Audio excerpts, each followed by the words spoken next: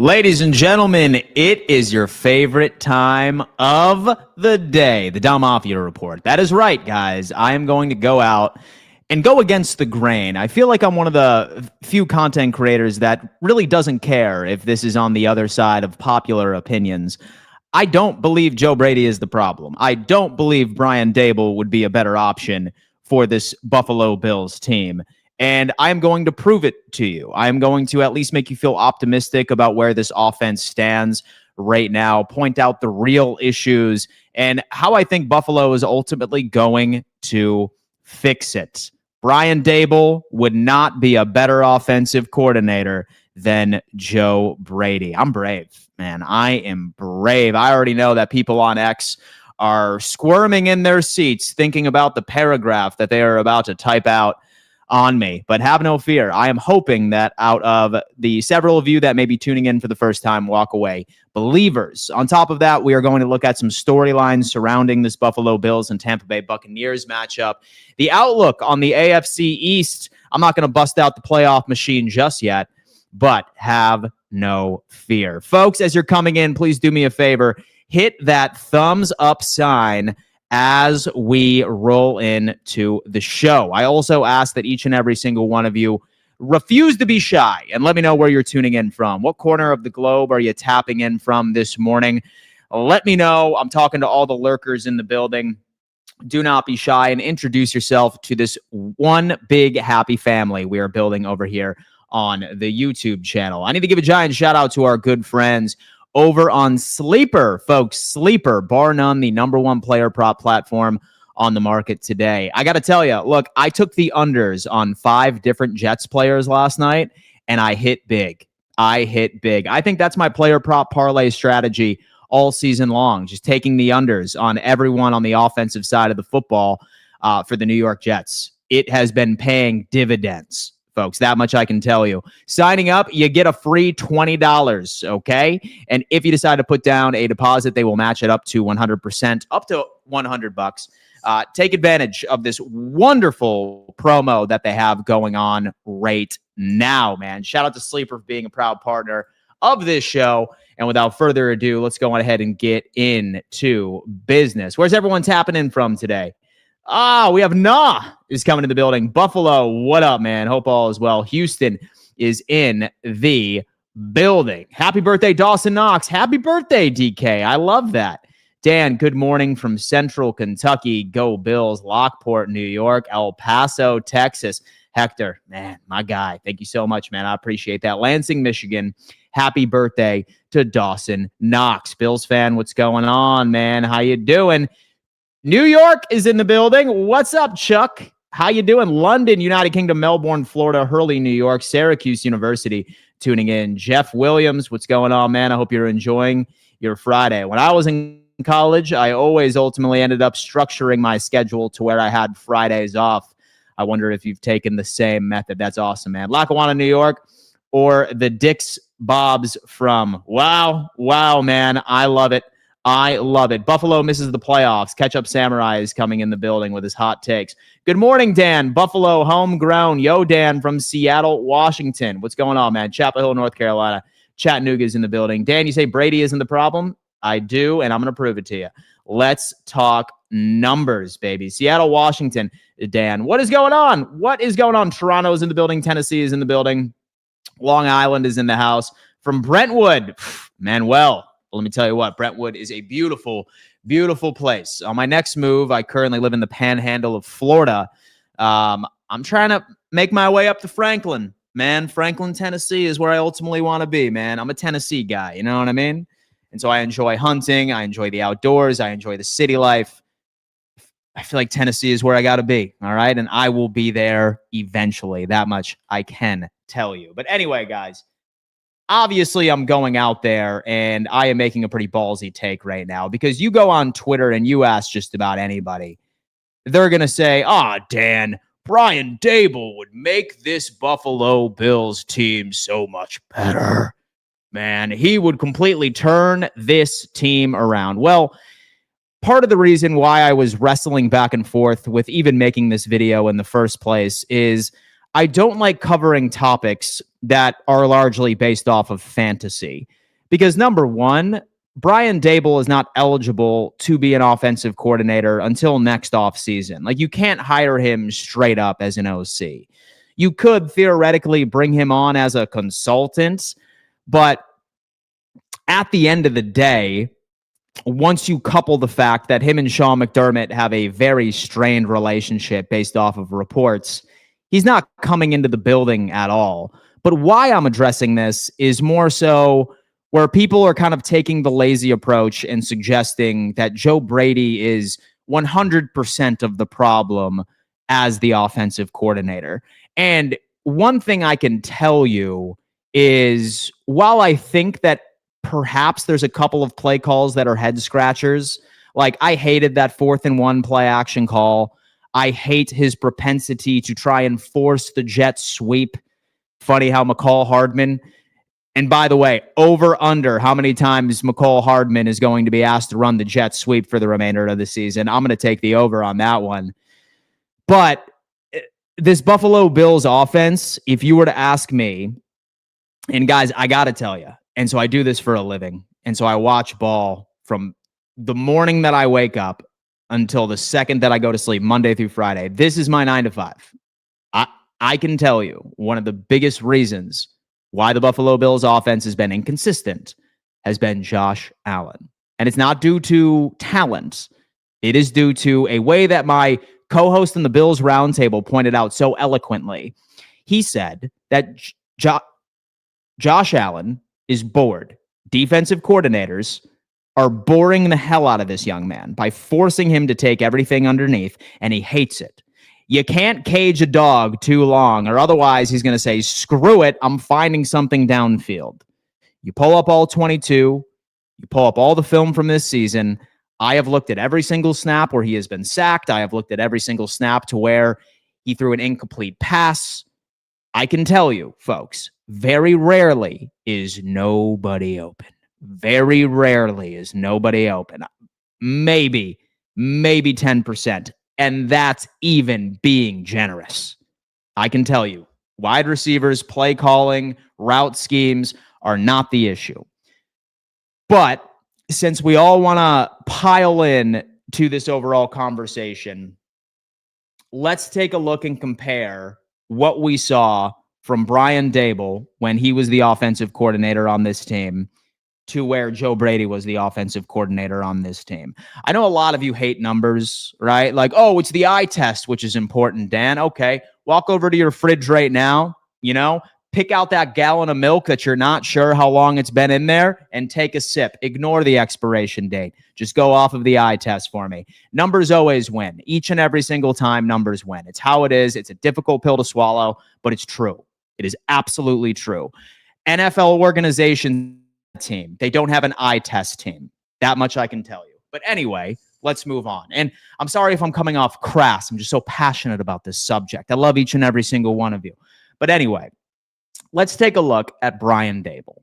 In 2020, which was his best year ever, and that was when Buffalo unfortunately ended up losing in 13 seconds, we were top 3 in passing EPA per dropback, and passing DVOA, 40%. Third, top 3. Great, right? Remember, we had Stephon Diggs on this team. This was his first season with the Buffalo Bills. He went absolutely nuclear. If you want to pull up numbers from 2019, 2018, when Brian Daboll was the offensive coordinator, be my guest, but it was nowhere near as quality as this. Followed by rushing EPA and advanced metrics of being below average toward the bottom of the league. While we look at this Buffalo Bills team right now and we scream at the television saying, what's up with all these bubble screens? What's up with all of this predictability? The big narrative with Brian Daboll when he was the offensive coordinator on this team was, why does he refuse to run the football? And when he does run the football, why is it a halfback draw attacking the A gap 90% of the time on 3rd and long? That was Brian Daboll. He hates running the football. He absolutely hates running the football. We had no semblance of a run game whatsoever. We had all the separation in the world, but we had no yards after the catch.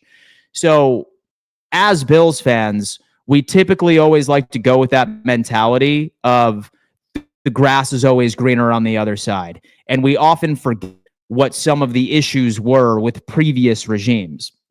So I can tell you guys, when you end up looking at Brian Daboll, he had his share of issues.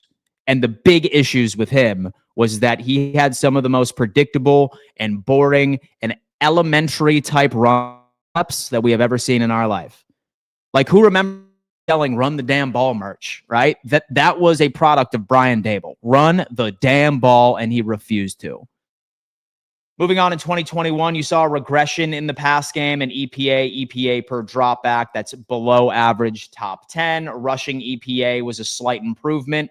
Many are suggesting or theorizing that this is kind of what tainted the relationship between Brian Daboll and Sean McDermott, because that was the type of offense Sean wanted. He wanted a more well-balanced, and I think that's partially why we saw somewhat of an improvement. But several games when it mattered, Buffalo was unable to establish the run.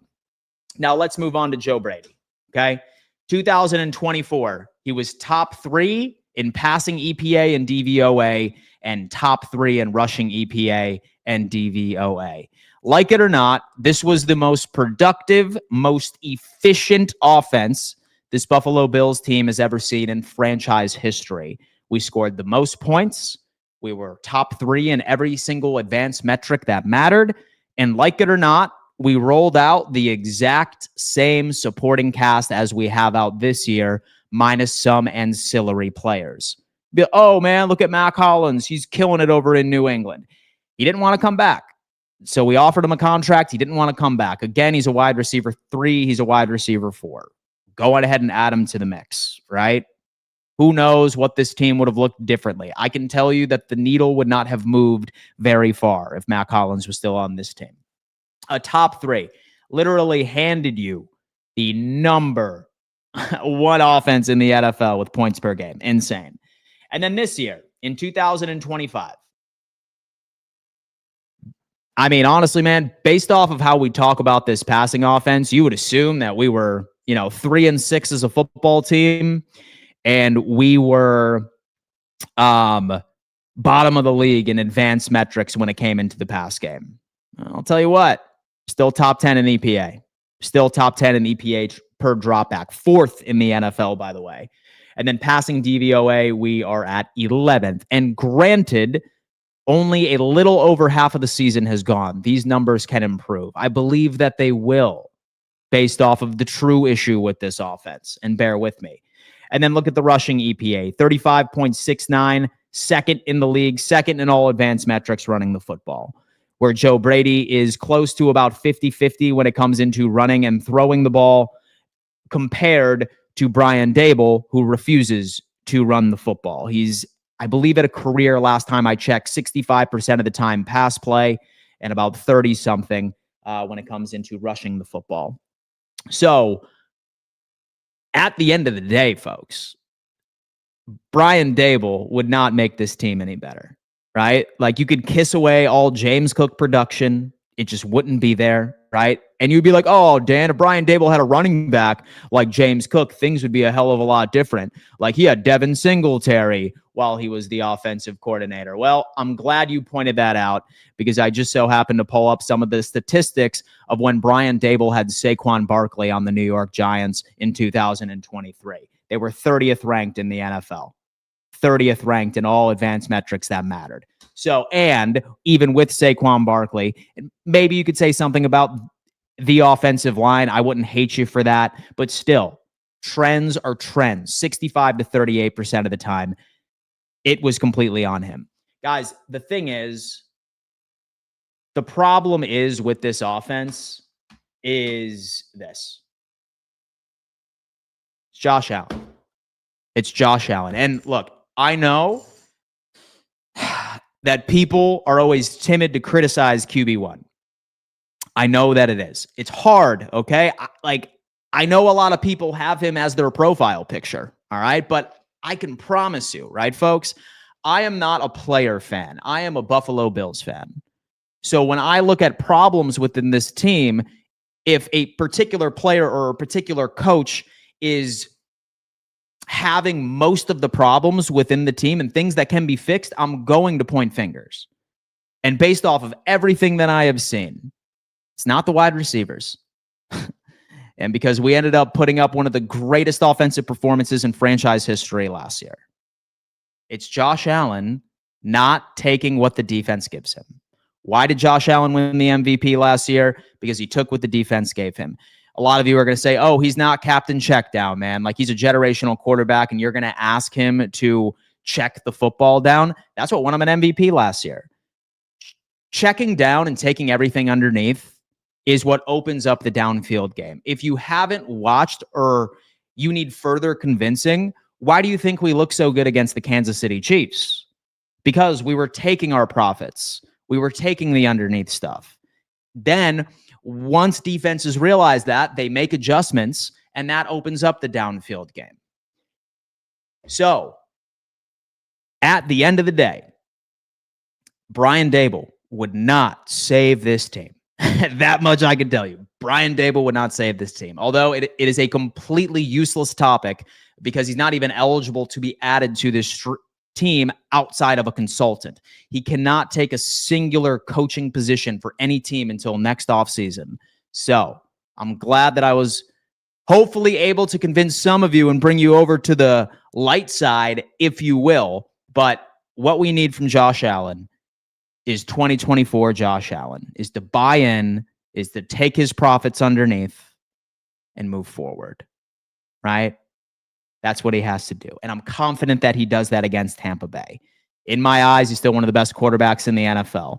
The problem is that I'm bored of taking the underneath stuff, and he's trying to force things downfield. I don't know why. He's just doing it. It is what it is. That's what the film suggests. There it is. Guys, as you're coming in, hit that thumbs up sign for me. It's the easiest way to show love over here.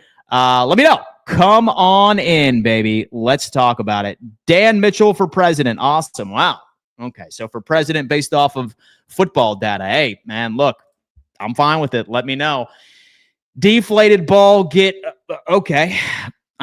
Guys, once we end up transitioning over to this Q&A segment, do me a favor and label it appropriately with either a question and or a statement. So that way I am able to easily decipher between people having internal conversations within the chat and people actually asking a question and or a statement that they would like me to react to.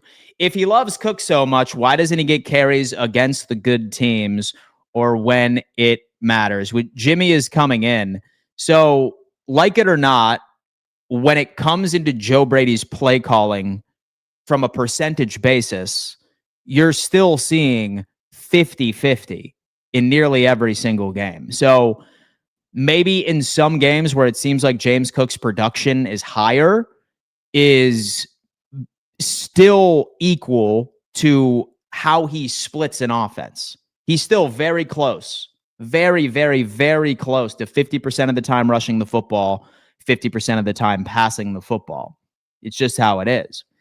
Daboll is a better play caller than Joe Brady. Well, you're looking at Joe Brady, and he ultimately ended up having the best offense in franchise history last year in 2024. So I'm not particularly sure that I buy into it. Like, sure, there's going to be a couple of gaffes, right? Like where like that 4th and 1 on play action is going to frustrate us. It frustrated me. It frustrates me sometimes when he does situational screens. I like when Buffalo does screens because we're good at it. I just don't like some of his situational play calls. How crazy is it that we have such short memories that we forget that Brian Daboll was known for a 3rd and 10 halfback draw? Like, guys, like, really do me a favor and dig into your memories and remember some of the things that we would yell at the television on behalf of the Buffalo Bills when Brian Daboll was out there. Like, what was the most annoying play he would call, right? A 3rd and 10, a 3rd and long halfback draw. He'd do it all the time. How many games where we just couldn't establish the run. Like you look back in the Brian Daboll years where we lost all of those games. And the thing was that he had elementary rushing concepts. And he highly leveraged some of the wide receivers on our team, like Diggs, who is a stud. It's just how it is. Bob for vice president.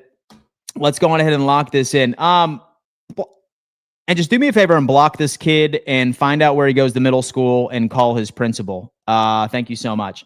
Talking Bucks Bills, this will be Josh against everyone. The lights are on him Sunday. Be yourself, Josh, for sure. And take your profits. That's precisely what I'm looking for from Josh Allen. I want him to take his profits because he is the best in the business when it comes into it. He's the best in the business when it locks into it. I will be right back, guys. Bear with me.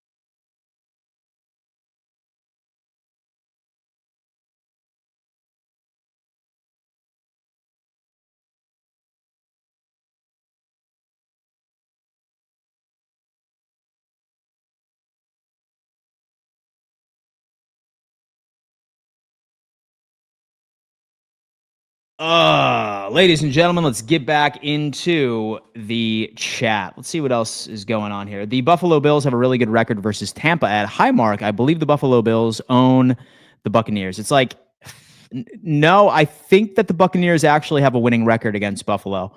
That is actually one of the storylines when it comes into it. I'd say the order of struggles blame goes like this. Josh, Brady, weapons, Bean. For being interesting. I would probably put Josh number one for me. Like there are a couple of play calling gaffes that come from Brady, but they're few and far between. Like you can't be top 10 in the EPA and be an awful play caller. It's just how it is. It's just how it is, man. I'm sorry, Dan. I told you with each win that the massholes were returning. Pats are winning. A lot of our fans are reverting to their true masshole roots.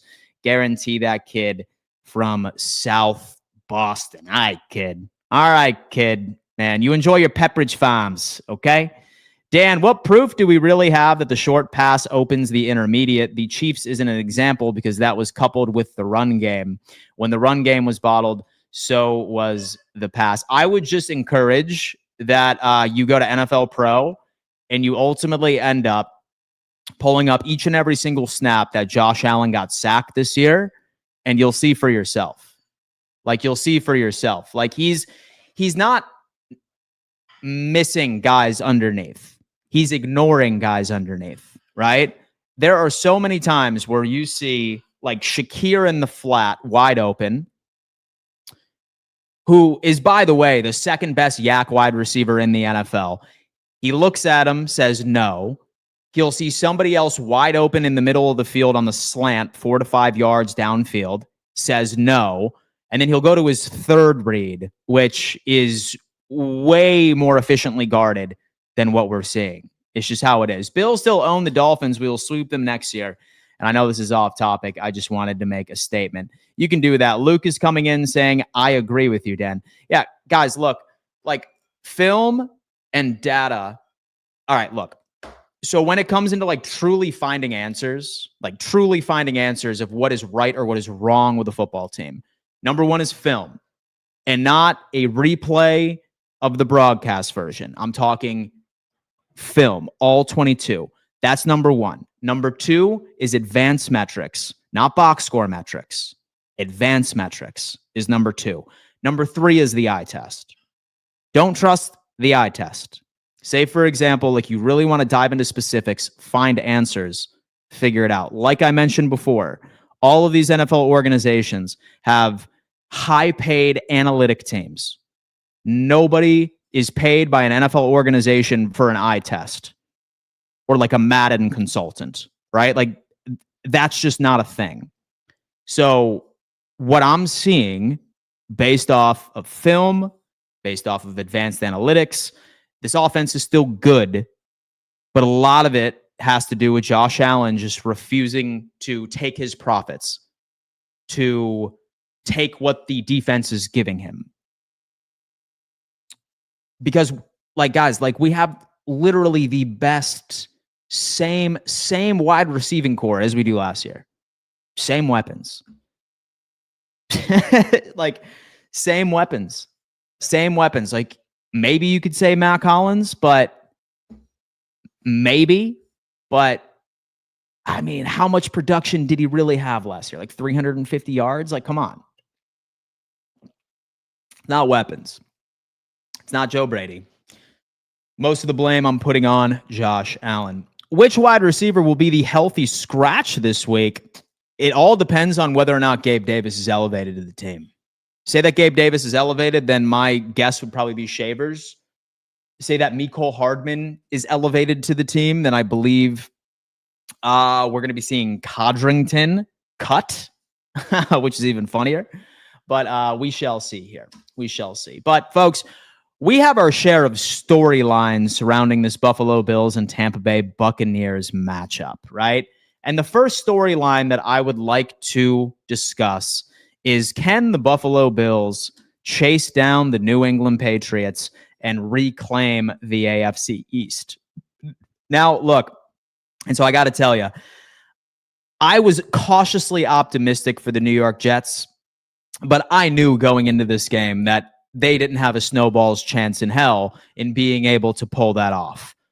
Largely because the Jets are the Jets. And I refused to give myself hope when I saw them march down the field on a scripted offensive drive and thought that they would be able to establish some sort of consistency. Very impressive first drive for New York, but that's all Tanner Engstrand had in his bag. And you just ended up seeing punts, several 3-and-outs. It was an absolute catastrophe. But I didn't really buy into the fact that the New England Patriots were going to lose to the New York Jets. But like it or not, this team is now 9-2, and the Buffalo Bills are 6-3. We have an opportunity of being able to improve this weekend as we take on Tampa Bay, and I think that they certainly have their share of question marks, particularly based off of how injured they are. But this is a big thing, right? Like, you ultimately end up looking at the Buffalo Bills schedule. We have the Tampa Bay Buccaneers, right? So, of course, if Baker Mayfield is going to put his share of challenges, followed by the Houston Texans, who are very injured, by the way, on the offensive side of the football. Keep an eye out for C.J. Stroud, because he's still reportedly suffering symptoms from the concussion he had a couple of weeks ago. And the rule, I believe, is that you need to have about a week to go through concussion protocol. So if he's still experiencing symptoms, I kind of wonder if he's even going to be eligible on Thursday. Regardless, this Buffalo Bills team has a very challenging opponent against the Houston Texans. Followed by the Pittsburgh Steelers. I think we know who this Steelers team is. I'm surprised they didn't get a wide receiver. I think the Buffalo Bills have a really good shot at this one. Cincinnati. More than likely, we're going to be seeing Joe Burrow back, but this is the worst defense in the NFL. Can Buffalo get back to their 30, 40-point ways? I believe that they can, especially against a defense like this. Followed by the Pats, which is a big game, right? This ultimately could decide the division if, for example, we can get some help from the Cincinnati Bengals, who they play next week, the Baltimore Ravens, in which who they play the following. So something to consider. Browns, of course, have a really good defense. Who knows? Maybe we see Shedeur Sanders at that point. Philadelphia Eagles is going to be a game, okay? And if you think that the Bills' offense has been looking wonky, check out the Philadelphia Eagles. They have seen a significant step back in efficiency offensively. And then followed by the Jets at the last game of the season. Who knows what we would be playing for? I think we can all but kiss our hopes for the 1 seed away, but I would say that this schedule is pretty damn easy if you were to ask me, but not compared to the New England Patriots. They have the Cincinnati Bengals with Flacco, Chase, T. Higgins. I mean, maybe they end up eating their profits offensively, but again, this is the worst defense in the NFL by a country mile. So we'll see how that plays out. The Giants, I suppose a decent defense until, of course, it gets to the fourth quarter. Bills, again, like I mentioned, Ravens, Jets, and the Dolphins. So it's not looking too good, right? It's not looking too good. We are chasing this team, and all we can do is just control what is in front of us. This team needs to lock in, and we're going to need a little bit of help. It is what it is. It really is. But next up, have to talk about this next storyline here. So the Buffalo Bills and the Bucks both need this game. Whether or not that you would like to admit it or not, this Buffalo Bills team has no business losing this weekend. Quite frankly, we can't, because that just buries us right now when it comes into the division. But the exact same thing could probably be said about, let's go ahead and get to the National Football Conference here, the Tampa Bay Buccaneers. This team right now has been dealing with a lot of injuries. And I think it's all pretty clear that they are not the same offense when you don't have Bucky Irving, when you don't have Mike Evans, when you don't have Chris Godwin. Panthers and the Falcons play each other this weekend at the exact same time as the Buffalo Bills are going up against Tampa Bay. So don't think that Tampa is going into this game with a relatively calm perspective. I think this is must win for them as well. They want to make sure and build their case of having as much of a gap between first and second place within the division. Because how good the NFC is right now, there is only one team that is coming out of the NFC South. With the NFC West is hyper competitive. The worst team has 6 wins. The NFC North, the worst team has 4. The NFC East, of course, I think you can go with the Eagles. It's either going to be the NFC North or the NFC West that has 2 to 3 teams, and only one team is going to be coming from the NFC South. So the Tampa Bay Buccaneers likely need this game just as much as the Buffalo Bills. So don't expect them to go out there without sort of any grit. I'm curious to see what this team looks like, since it's calling for some pretty frigid weather, rolling up into this weekend. So what team is going to be able to run the damn football and get it going, man? Both teams need it. That is storyline number 2. Number 3, I mean, look, I got to get back to our boy. And so I got to get back to our boy. It's Josh Allen. He's our guy right here, right? When it comes into Josh, take your profits, bro. Take your profits. Say that you've been watching some of my content all week long. You've realized that this Buccaneers defense is pretty quality at stopping the run. They have some issues defending the pass. They have some issues limiting yards after the catch. All things that Buffalo does relatively well. I want Josh to kind of stop forcing it to Keon Coleman. Right now, Keon Coleman leads this entire wide receiving room with deep targets downfield. Feed Shakir. He's one of the best yards after the catch receivers in the league by a significant margin. You're going up against one of the worst yak defenses in the world. Take that 4 to 5 yard pass up front, right? Take that little slant route from Curtis Samuel, right? Take that little James Cook pass over into the flat. I don't need Josh to try and stretch the field when he has all of the opportunities in the world in front of him. And more importantly, take care of the football. That goes to this entire team. You notice trends of when this team is able to win the turnover battle compared to when they are not, and the differences are striking. Take care of the football. No need for a red zone interception. No need for a fumble. As soon as we end up getting into the red zone, can't have it. All right. So we need Josh to be back to his MVP ways, take the underneath stuff, and then ultimately end up allowing the downfield stuff to work out, destroy inside the numbers. This Tampa Bay Buccaneers team has a very good secondary as far as ball hawks are concerned, with Jamel Dean, with McCollum. Same thing with Antoine Winfield. A lot of ball hawks out there. So take care of the football. Josh, go on ahead and be yourself. The next storyline, man, what's this secondary look like? What's this secondary look like right now? So far, I think that we can all agree that the young man, Maxwell Harrison, has been wildly impressive thus far this year. I think that's the case. And now he gets his first real action, if you were to ask me. His first game against Carolina, very limited snaps. Slight uptick against the Kansas City Chiefs. He picks off Patrick Mahomes. Gets another interception against Miami. Gets burned by Waddle as well. Hopefully that's a good learning rep for him. What is he going to look like against Tez Johnson? Right? Maybe he gets a couple of snaps against Emeka Egbuka.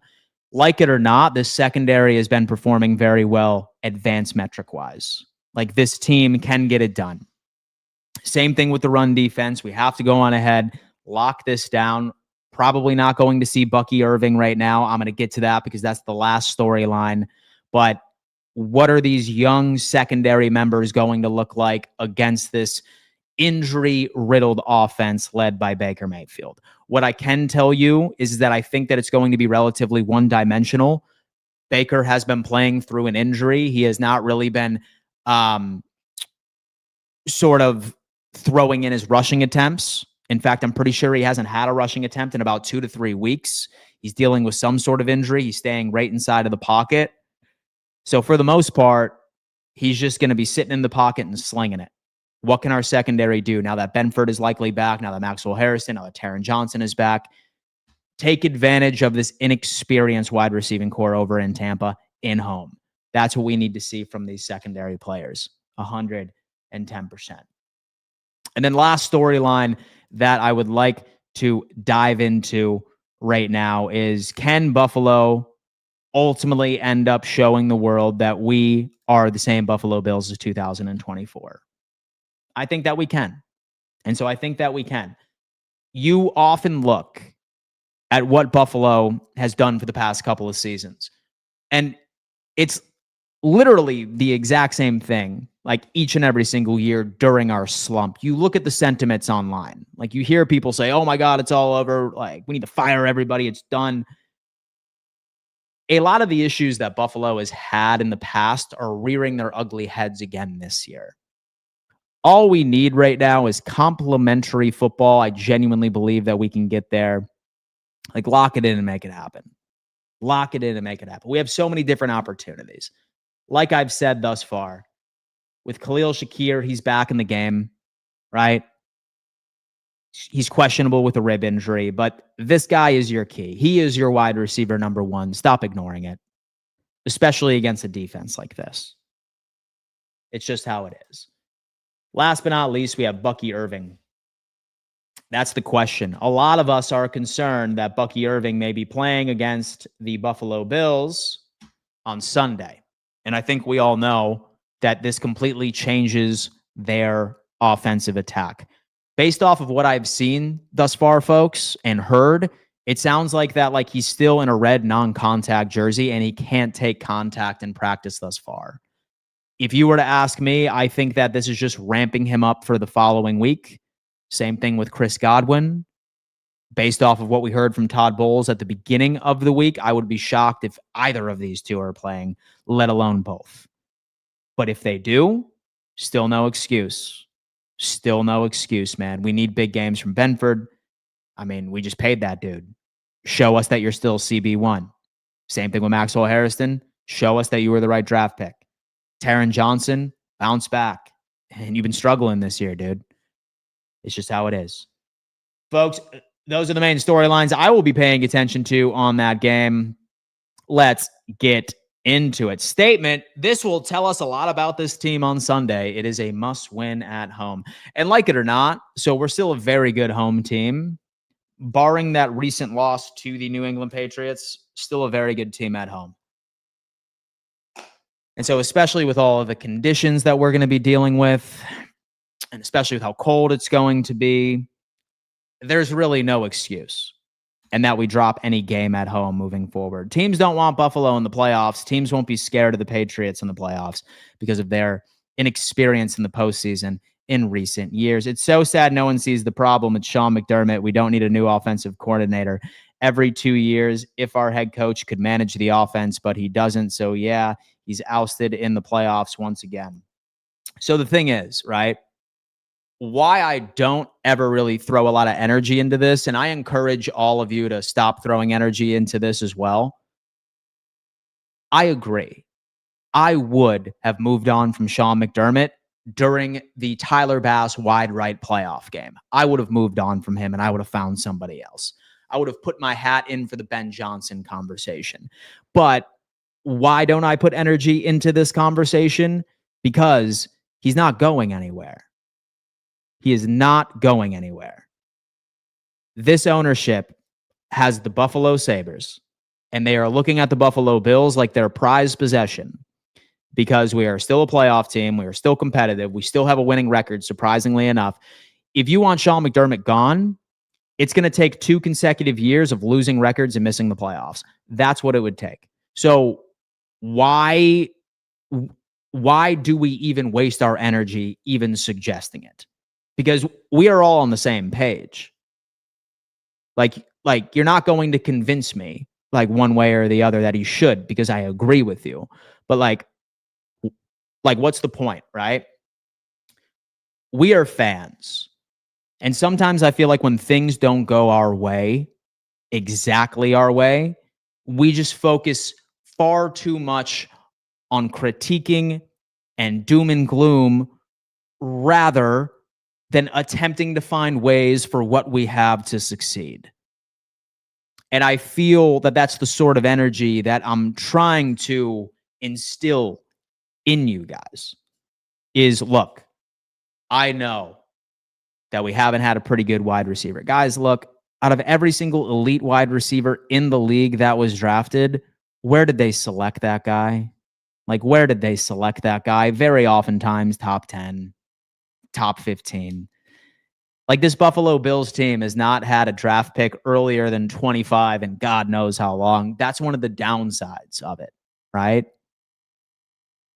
And so it is what it is, man. That's one of the downsides of having a consistent team is you don't get a for sure first round draft pick. And a for sure first round draft pick in my eyes is top 10. And we haven't had a top 10 draft pick in God knows how long.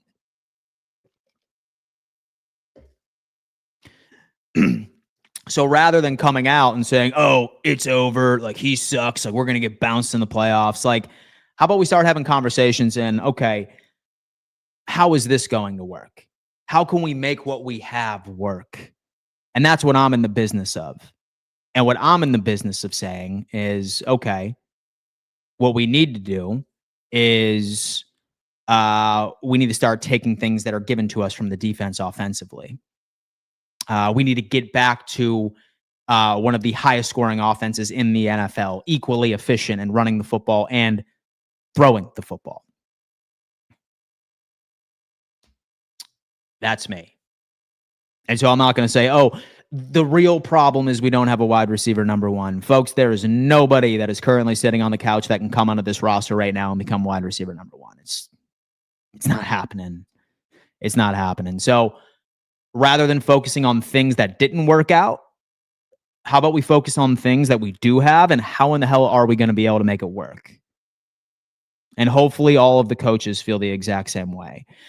I love the Bills, but I don't think what we have is going to work. But how would you make it work? How would you make it work? That's how I feel like we need to look at it. Like we should be rooting for this team to make it work. It's precisely what we should be doing. I've seen a top 4 pick flame out before, Mike Williams. the OT. For sure. Dude, look. So with the draft is a gamble. And say that we get into offseason conversations, like, look, like, so I have a perfect offseason in my eyes. And so in my eyes, what we do is that we end up sending over a first rounder for either Jalen Waddle or Jordan Addison or Jamison Williams. Those three names are very interesting to me. Hell, you know what? And call the Jets again. See if the Jets would be open to moving on from Garrett Wilson as well. Like, call all four of those guys. One of those four guys, I am thrilled to bring them onto this roster. Absolutely thrilled to bring them onto this squad. Followed by your very first pick going with a wide receiver in the second round. Or if, for example, that you could go on ahead and convince a team to take a 2027 first, we still have a first round pick in 2026, and we go with Malachi Lemon from USC on top of that as well. Or maybe even AJ Brown. That's what I would like to do. But right now, and there's no fixing it. Dan, there's no making it work to win a Super Bowl with this team, but we could potentially lose to the Chiefs in the AFC Championship again. See, I don't look at life like that. And see, I don't look at life like that. Once you end up getting into the dance, it is completely a different season. AJ Brown is going to get moved in the offseason. I agree. Load up on offense instead of defense. Give Allen true weapons. Maybe it's boring for JA, but most fans love to see the offense moving with a great running game and the underneath passes. I would take that with the dub at the end of the day. Like, look, like, so I feel like people are like way too entrenched in sexy offense, right? Like downfield passing. Oh my God, it's so great. Like, and so the best our offense has ever looked was last year. And we took all the underneath stuff. It's just how it is. And even ask Patriots fans, right? And even ask Patriots fans.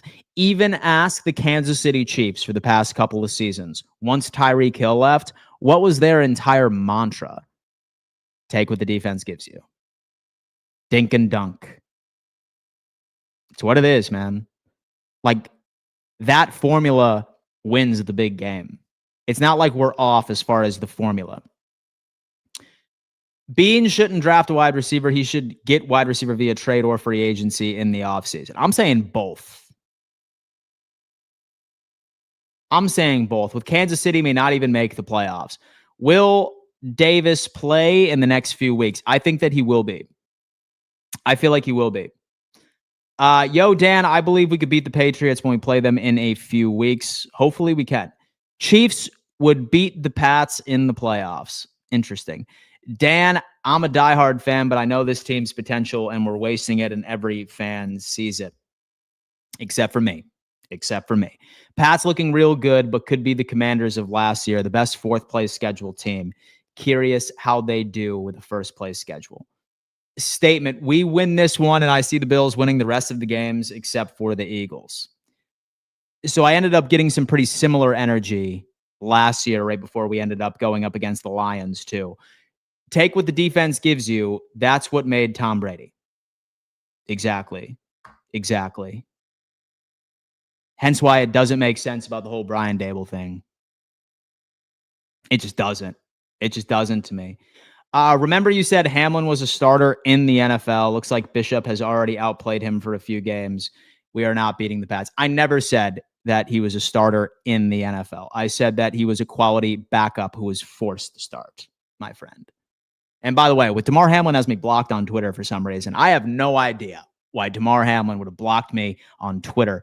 As many of you know, I have defended Damar Hamlin like crazy for the past couple of years.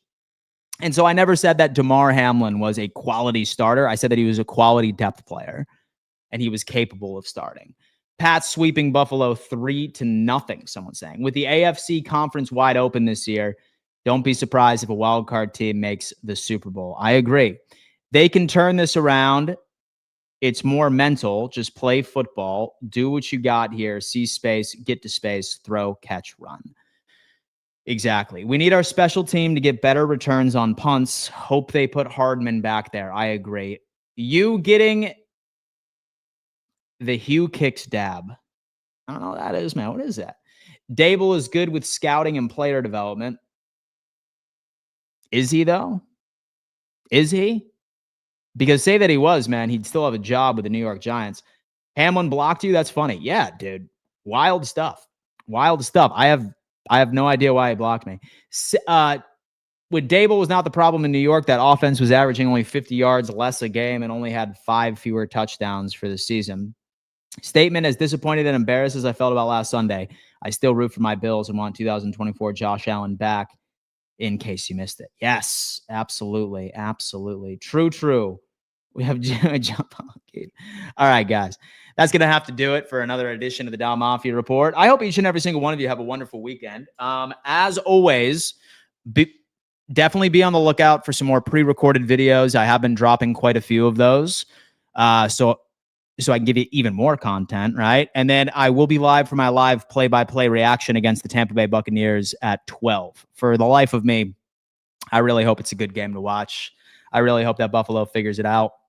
But thank you so much for tuning in to another edition of the Dom Mafia Report, and we'll see you next time. Peace.